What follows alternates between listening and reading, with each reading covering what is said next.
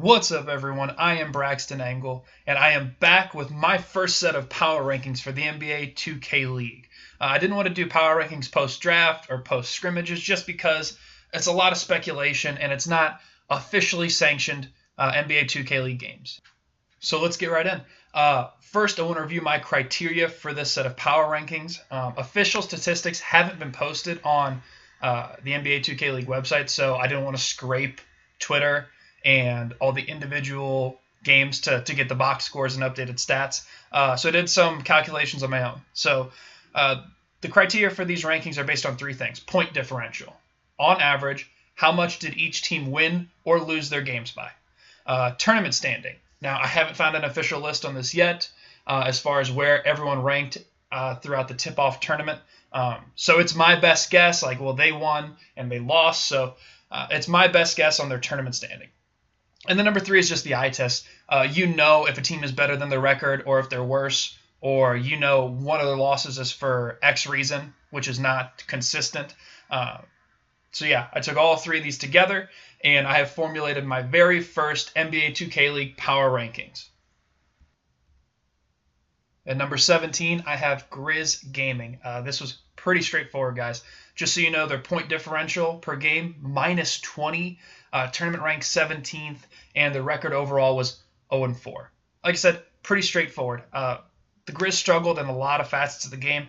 They suffered a 24-point loss to the Pacers and a ridiculous 41-point loss to the Mavs. Not all hope is lost. They just didn't seem to have an identity or an overall strategy. Coming in at number 16 is Magic Gaming. Point differential per game, minus 11.33. Tournament rank 16th, and their record for overall was 0-3. Now, what we saw was if you had a dominant player, a top 5 player, a really prolific scorer, you had success early on in the tournament, because if all else fails, if your offensive sets aren't working, you go to that guy, and he can pretty much carry you and make something happen to pull out a win. Now, Magic did have to play against one Wild Walnut, who I believe was the 6th overall player taking, but they didn't have to face an elite point guard in terms of draft position. So if they had to play teams like Grizz did, they likely would have had a similar point differential. All right, the number 15 slot goes to Heat Check Gaming. Point differential per game was minus 12. Tournament rank 15th. Record 1-3. Heat Check Gaming was one of the more disappointing performances of the tournament. I had really high hopes for them. But I do think this team is in a position to quickly get better because of their two-man game with Hotshot and Majestic, as well as the leadership from their coach, Famous. No, I'm not going to read into it too much, but they did not have a good initial showing in this tournament. Number 14 is Wizards Gaming District. Point differential per game, minus 4.67. Tournament rank 14th. Record 1-2. The problem right now is that they aren't getting reasonable production from the small forward position. Through 3 games, Reese to God, 23, is averaging 5 points, 3 rebounds, and 2 assists per game. It's also worth mentioning that in the Wizards' only win, they were 15 of 31 in 3-pointers and only won that game by 5 points. All right, coming in at number 13 is Knicks Gaming. Point differential per game, minus 1.67. Tournament rank 13th, and overall record of 1-2. So their point differential per game indicates that they were competitive in every contest, and they were. This is a balanced team in terms of scoring, but they have to shoot the ball better from behind the arc. In their 3 games, they shot on average 27% from 3, and that needs to improve moving forward. Taking the number 12 spot is Bucks Gaming. Point differential per game of minus 1. Tournament rank 12th, and overall record of 1-2. The Bucks are being compared to the Pacers for much of the week in terms of their play style. And for the most part, that's accurate. However, there is a stark difference at the small forward position. STL, small forward for the Bucks, in 2 games. Only 2 games because I couldn't find the third box score on the site, or I couldn't find it scraping Twitter. But in 2 games, he averaged 4 points, 2 rebounds, and 2.5 assists per game. to have the kind of play style they do, they really need their small forward to play better. At the 11th spot, I have Kingsguard. They had a point differential per game of minus .67. Tournament rank 11th, overall record of 1-2. Now, this team won't be outside the top 10 for long. They're simply too talented. With Moody being their player coach, I'm going to give them the benefit of the doubt. Coaching is a totally different thing than playing. A lot of these coaches didn't make adjustments, and that's their only job. So I'm going to give him time to develop as that player coach and time for them to develop more as a team. I look for them to shoot up their rankings very fast. All right, moving into the top 10. The 10th spot belongs to Jazz Gaming. Point differential per game of plus .25. Tournament rank 8th. Overall record of 2-2. Now, you could consider this the first shakeup of the power rankings. And to me, it's about talent. I have two teams who didn't make the final group ranked ahead of Utah. Just because, in my opinion, I buy them more. There's something about the Jazz that I haven't quite gotten fully on board with, but you know what? I could very easily be wrong once the regular season tips off and they could shoot higher up into the top 10. All right, moving into the number 9 spot, I got Raptors Uprising. Point differential per game of 0.0. Tournament rank 10th. Record 1-2.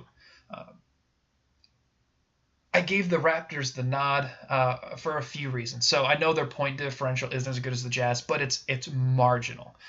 They had to face both championship teams in their first group, which is the same reason why I gave the Magic the nod over the Grizz for 16th as opposed to 17th, so I'm trying to stay consistent.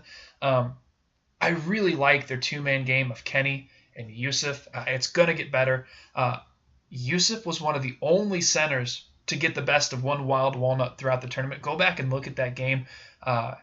Despite them losing, Yusuf was giving it to one wild walnut.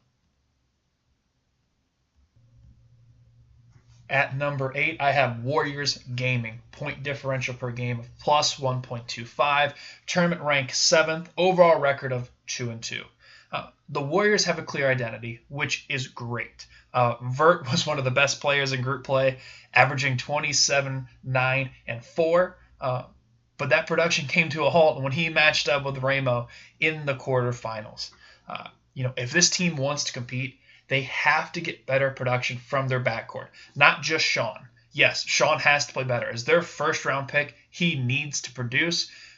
But their point guard play wasn't much better. If they want to stay in the top 10, if they want to contend for a championship, their point guard and their shooting guard have to play better. All right, the number 7 spot is being held by Celtics Gaming. Point differential per game of plus 7.25.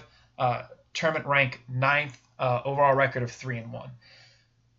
I guess you could consider this to be shakeup number 2. Even though the Celtics missed the final cut, they had the 4th best point differential of all the teams thus far, despite blowing a big lead to the Mavs in group play. This team is going to be a contender. That two-man game of Fab and Arsenal is going to be awesome.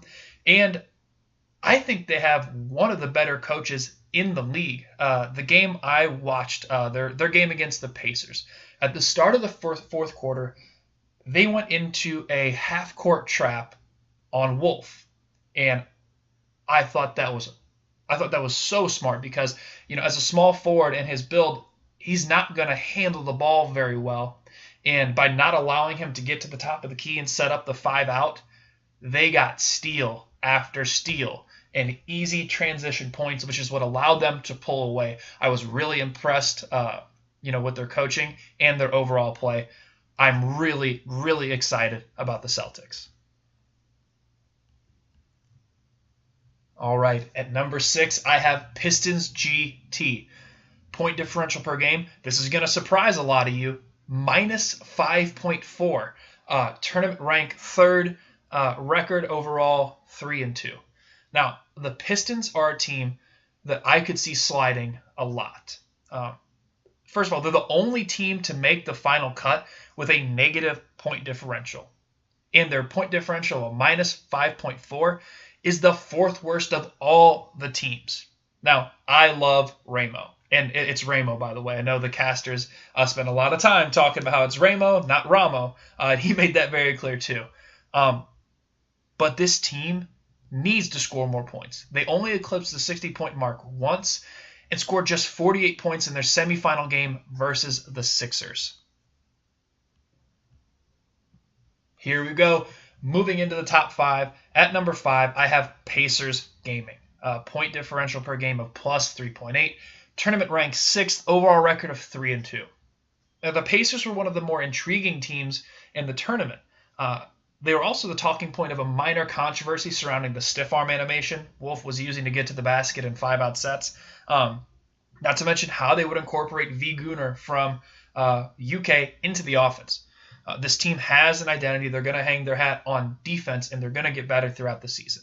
I didn't get a chance to ask Cody why they didn't start Gunnar in their game against the Celtics.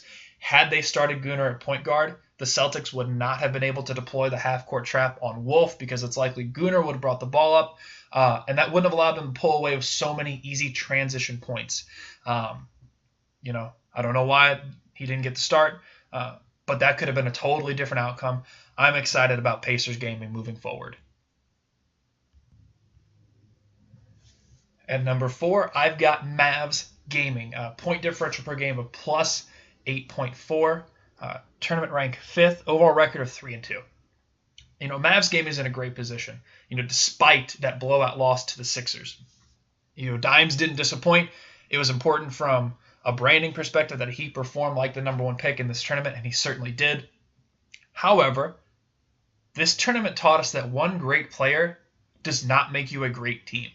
I have the confidence that the Mavs will improve and figure out ways to get offense initiated outside of Dimes going one-on-one. I think they're going to be a really good team. They're absolutely going to be a contender moving forward.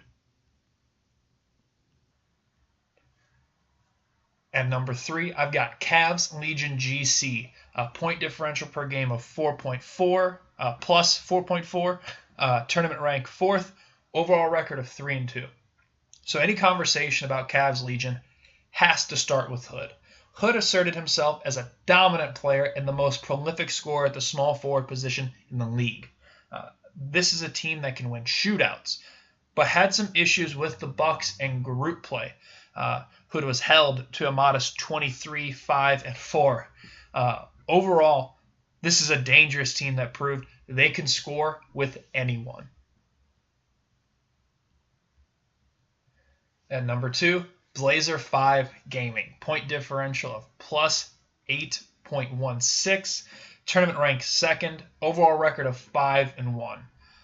It's a shame the Blazers couldn't finish the tournament at 6-0 and be the undisputed best team in the league entering the regular season. We got to start with one Wild Walnut. He was the emotional leader of this team and a force during the tournament. His play combined with Mama I'm That Man and Dat Boy shots allowed them to dismantle the Pacers, who are known for their defense, by 20 in the quarterfinals. This team is incredibly versatile and should be a favorite moving forward. And at number 1, you already know, 76ers GC. Point differential per game of plus 7.67. Tournament rank 1st. Overall record of 5-1. The 76ers deserved to win the tournament, and they were led by the magnificent play of their point guard, Radiant. Steez down low was also a critical reason why they didn't lose a game since their first-round matchup with the Blazers in group play. But the shock of the tournament was when 6th-round pick ZDS went bananas in the championship game. His 19 points was just too much for the Blazers to overcome. And it was important that the 76ers won because of how they played. They bucked the absolute misconception that this league is going to be a 5-out offense, and that is it. Props to them. They had a really, really good offensive sets, good ball movement.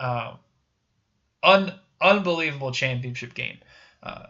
Absolutely, unequivocally the best team right now, 76ers GC. That's going to wrap up my first set of power rankings. I'm going to try to get these out every Monday during the regular season. Hey, subscribe to us on YouTube so you can see my NBA 2K Corner 3 show. Should be dropping with Thomas Lynch here any day now. I'm going to try to keep that going as well every week throughout the season. Interviews with players, coaches. Maybe we'll dip outside the NBA 2K League, go to some of the Pro-Am scene. Just make sure you check out the Game House for all of our NBA 2K League content. And as always, keep it here at the Game House for all your sports and esports needs.